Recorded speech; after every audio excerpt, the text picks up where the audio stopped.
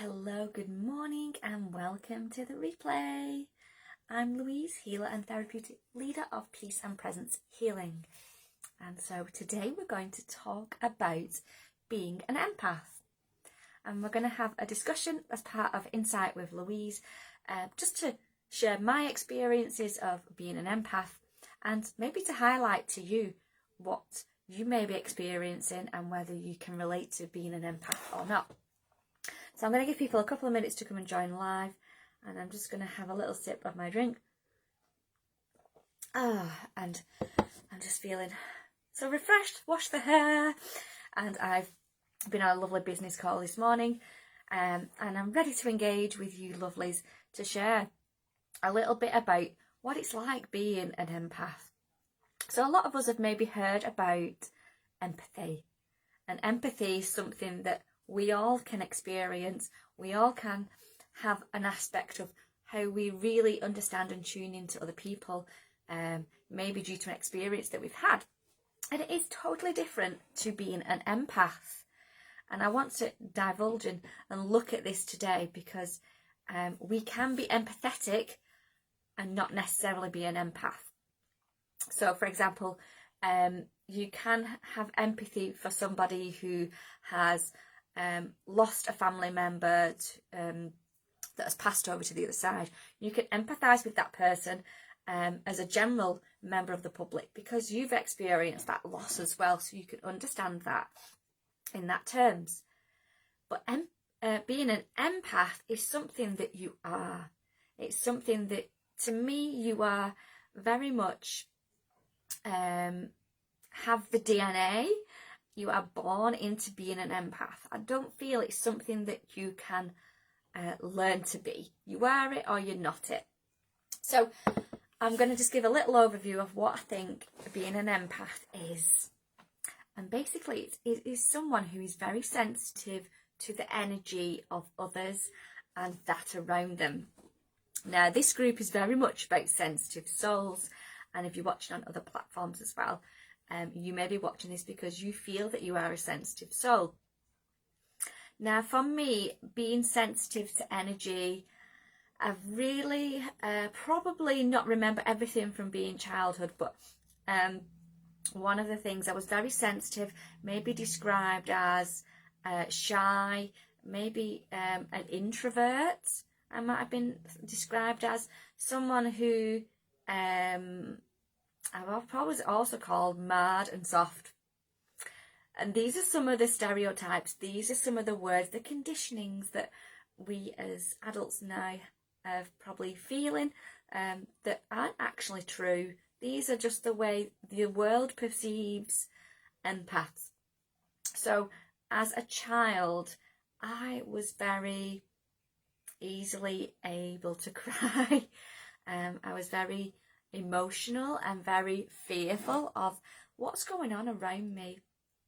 And so it's because I'm sensitive to the energy. I'm sensitive to how people speak to me, how people have come across, and that anger that doesn't sit well with me. And it's something that kind of made me want to retreat as a child and avoid being around people because of the way that I felt like I was being treated. And maybe it was partly because I was shy as well, I don't know. So another explanation is, so being an empath is when you feel and absorb others' energy because of your lower defences. You've got lower defences than non-empaths. And I quite like, when I've been researching this, that your defence, so a regular person's defence, they have doors around their energy, doors around the whole body, and they can choose more easily how they feel about things. So they can shut those doors. They can choose to have no emotion, no feelings towards things as much as maybe what an empath does. An empath, if we think of Australia, if we think of New Zealand or a hot country, what do they have? They have a door, and then they have a a screen that filters things through. So let's look at that screen. That screen, it can still allow things in. It can still have pores in them. It has little teeny weeny holes in them. So as an empath, we are that porous of them, that screen. We basically, we can only filter so much out and we let things in. So as we're going about our day, we can still get like energy seeping through this screen, and that comes through, so our energy around our body, it comes through the screen that's around us, say, where most people that are not empaths have a door, they have a wall built around them, and they can kind of easily turn and switch things off, where when we're a young person, we've not got that filter, as in we know how to control things as easily. We're a bit, not disempowered, but we're a bit uneducated, shall I say. We're not sure, we've not been taught about energy because it's not something that's naturally discussed in schools. They might talk about mindfulness, but they don't really talk about energy. So, empaths, you've got this screen around you, and you're stood next to your friend who's ranting and going off on exploring how they've had a really bad weekend, how they this and this has happened to them, and they're venting, they're expressing lots of negativity, they're talking about how their life is not great at the minute, and you're the person on the spectrum of this where is receiving all this vent, this negativity, this dark and black kind of high vibrational energy. It's going to you. So you kind of attract like magnets. So as well as having this layer of energy, this screen that everything comes through, you're then attracting like a magnet as well. And this is what I explained to children that I was working with last week at Inspire the Youth Zone in Charlie, is that we're like a magnet basically, and we attract negativity when we are not in control of how we're feeling as an empath. So for me personally, I pick up energy quite easily, and I feel people's emotions, I feel people's pain, and this has been a journey for me over the past 40 years to actually learn in the past few years, this is not my shit, this is not mine, but I am keeping hold of it. So around 80% of what I feel is not mine, and as an empath you might feel that as well. You are like basically going around going, give me your garbage, I'll have this, and you're holding it on your back. You are weighing yourself down. You are basically feeling pressured and just kind of drained. So where can we empower ourselves? Where can we take a little bit more of charge in our lives? Hello, we've got someone watching. Good morning. So I'm just talking about energy, and now as an empath, we are like a magnet, and we attract the things that don't serve us because we've not got basically a door to shut out things that don't serve us. And so we are magnetically attracting things. It seeps through our screen, and we are weighed down with people's emotions, people's feelings, things that don't belong to us. And that can affect us with our emotions then, because then that manifests in us as empaths, expressing things, emotions on our side, and thinking it's your feelings. So, like I say, as a child, I was very, very emotional. I was easily affected by words people spoke. I could cry so easily, and very much called mad, soft, just very much a misunderstood child, because people just saw me as this introvert, this kind of person shriveling into herself. And I see a lot of children like this as well today, a lot of people that I've worked with, that maybe don't look confident because they're taking on the world's problems and they don't realise that that's what's happening. So we talked about this kind of coming through to us, and also we're built with a nervous system that is sensitive to change, where most non-empaths don't have this nervous system that triggers and manifests into these feelings and emotions. We as empaths have this kind of system that kind of sets in and goes, right, it's kind of like a fear trigger kind of setting in. So just checking my notes. So like I said then, I was probably very much an introvert as a child, so I thought. And I used to retreat quite a lot. I liked my own space, and I still do today. I like to be somewhere that feels safe. And a lot of children that have additional needs need that safe space. And a lot of children with additional needs are very sensitive as well. They're probably empaths. And I'm going to describe a positive aspect of being an empath in a moment. But a lot of children in particular, because they've not been conditioned, because they've not been moulded to society's expectations, they have their own natural way of being, and they are more attuned to what is going on, the vibrations around them. And I was very attuned to that as well, and that's where I tended to avoid situations, arguments, conflicts, because I felt it in my body. I think I mentioned a few weeks ago how one thing I didn't like was walking day. And walking day, even though it was a lovely, lovely probably experience for a lot of people, I was picking up on high energies of the drum. I could feel it rippling through my body. My body, a sensitive soul as I was cringing inside at the sounds and sensations of the drum.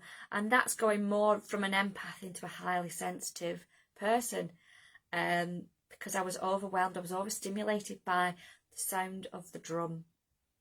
But I'm not going to talk about highly sensitives too much today. I'm talking about empaths. So it's feeling what other people feel and taking it as your own feelings, emotions and sensations. So as I thought I was an introvert, I'm actually not an introvert. I'm more of an extrovert. And the research that I've been doing this week kind of confirms this. I probably was an introvert for a while, but the more and more I've gone into my skin of being an adult, I find that I am more outgoing. I like being around people. I like helping people. And this is because I am using my empathetic skills as an empath with other people. I'm using it so I can help change the world. So some of these things that I'm saying might make sense to you. They might make sense to some of what your children's behaviours are. So, for example, does your child like to retreat quite a lot? Do they spend time in their own world? Are they daydreamers? Are they much living in this little world of creativity, of inspiration? And maybe if they look to the outside that they don't fit in, they are seen to be a little bit unusual than most children, and they don't have to have a label as ADHD or autism. They don't have to have that additional need.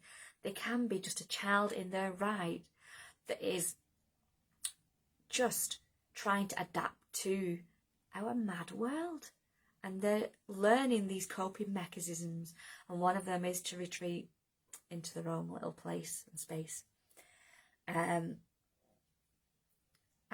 it's because it's safe. It's safe to be there. So this is a learnt behaviour as well, and for me, I still like my own space. This is where we recharge our energy in our own space as empaths, because it is safe. We're in our own little bubble. So how else does this manifest? We're picking up on people's feelings, picking up people's emotions, and it's not just emotions and feelings here, it's feelings in the whole body. Now I use this to my advantage because being in tune with other people's energy means you can, as a healer, you can help other people. So I'm not quite sure when I realised I felt other people's pain, but I think it's always been there. I don't know. It's not something I can quite remember. The memory's not as good as it used to be. But I actually, when I'm doing more healing work now, I use that to my advantage, because I can feel that physical pain within my body. If you've got shoulder pain, I can feel your shoulder pain. I can feel, especially when I work more one-to-one, I'm tuned into that one person's energy. So I can empathise with you as well as being an empath, because I'm physically feeling it. I'm experiencing it in that moment that you're experiencing it. And it allows me to really understand you, to actually become you for a moment. So yeah, physically I feel it. I don't always understand why, but I try and go through that with the person that I'm working with. Why is this showing up? And usually that physical feeling shows up because there's an emotion attached to it. So it does take investigation work. And it's me helping you to then tune into your energy as well. And why is this showing up for me? Why? And we can help release that a little bit. So, and then the feelings, I can feel those emotions, and I express those emotions that you're feeling by releasing, by crying. I feel that trapped energy that needs to be let go of. Okay, so how do we as empaths move forward? Do we carry on feeling this, or do we have choices in this matter?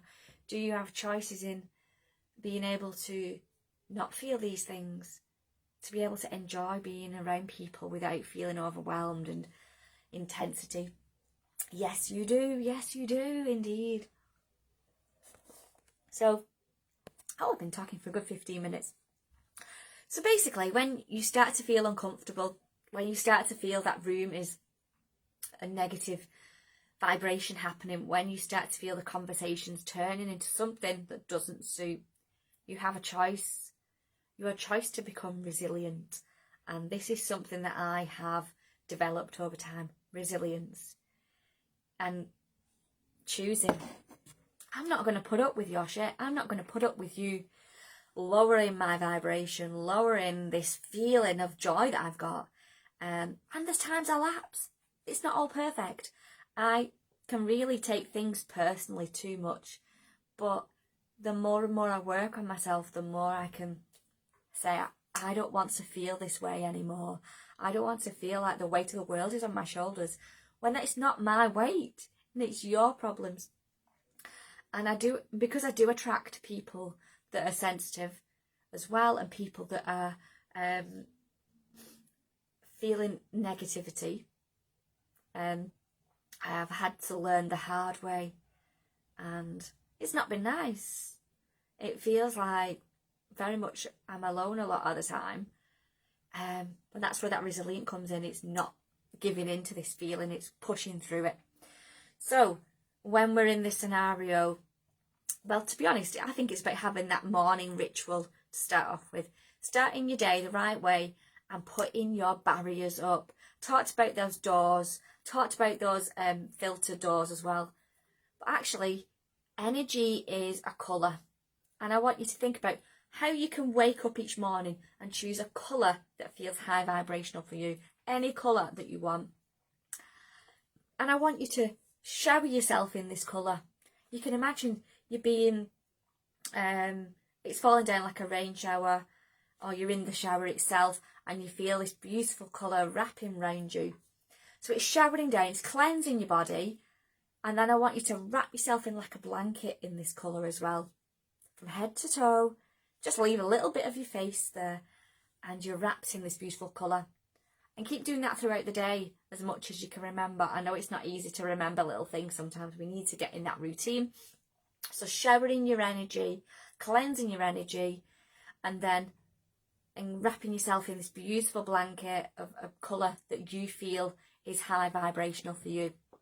Now then, when you come into a scenario where you are feeling and being attacked, it's like an energy vampire sucking the energy and soul out of you, or they're throwing something at you and attacking you verbally. They're attacking you with how they're feeling, but not directly, but you're wrapped up in this feeling. I want you to think about choice. I am not going to take on board this negativity. I am going to be high vibe. I'm setting yourself some kind of affirmation there, saying, this is not my energy. I am high vibrational. Simple as that. And then imagine yourself surrounded in a flame. You're surrounded by fire and flame. It's going to dismute this negativity, and it's going to burn it up, and it's going to then go back into the universe. You don't need to worry about it, and you have carried on with that resilience of, I am not letting this bring me down. So morning visualization of shower of beautiful colour, wrap yourself in a blanket, and then when you're feeling threatened, when you're feeling the energy's creeping in, flames of fire around you. And I'm wearing red today because red's a very grounding colour, so you might want to use that red flame. You might want to use an orange flame. Just burn it away. And I do talk about angels sometimes. I use angels to help clear energy as well, because we don't want it. So there's different little rituals you can do, but having that intention, having that choice that you don't accept what other people are trying to throw your way, is a starting point. So you are choosing to burn that way, and you're replacing it with love. So maybe when you've had that burning fire, maybe you find a baby pink colour, surrounding yourself with this baby pink, share it to that person that you're with as well. I've got lots of other things I can share about you, but we're just going into an overview of this today. But it's down to how you think and feel. You can overpower your negativity. You can change that around by saying, I'm not going to allow myself to be overpowered and receive this negativity. I am going to feel vibrant and high vibe so that I am sending love, rippling out to everybody else. So I think I've talked about that quite a bit there. I'm going to leave it there. I'd love to know in the comments, let me know what your thoughts are about being an empath. If you feel that you have children that are swaying this way, or whether you feel that you have got some traits as well, I'd really love to know. And do you know what? Empath is a gift. You are someone who has got a little bit of magic in them, that understands the world on a bigger spectrum. You are in tune with your natural abilities, whether you want to call it spiritual, or whether it's just your intuition, or just that inner knowing. You have got the ability to judge a scenario, make a decision on, is this a good place to be right now? Whether it's a building, whether it's being around people, you have that higher vibe. And I'm going to end on this with, 3 years ago, I went for a job interview. I sat in the reception area and I went, no, no, no. I knew that was not a happy place to be. And as much it's been filled with children, that children have lovely energies, some of them have been conditioned, some of them have got experiences that are not doing good for them. And I could pick and feel all this up. And other schools that I've worked in as well, I've chose to leave because I can't cope sometimes, and I've done that escapism and chosen not to be in places that don't feel good. So it's choosing what is right for you and choosing whether you're going to accept what's thrown at you. So let me know how that works for you, and I'm going to love you and leave you there. Oh, we've got a comment. Hi, Lindsay. My mum and daughter definitely empaths, white witches. Yeah, and it can be a spiritual aspect. A lot of healers, a lot of people who work with readings for other people, you've got to go into that energy of another person, and it's really putting yourselves in their shoes, but it's not the same as empathizing with somebody. You are someone who can really make a difference in the world to other people. You're welcome, Lindsay, lovely. So I hope you've enjoyed this. If you appreciate the content that I'm sharing, I've got lots of things coming up in the group and on my social media and YouTube. I'd love you to share with me a coffee via my Ko-fi link, share a little donation, much appreciated. And there's lots more fun coming up to help you grow in your personal development as well, and to actually understand what the world is about and how you're partaking in that as well. Have a lovely day. Take care.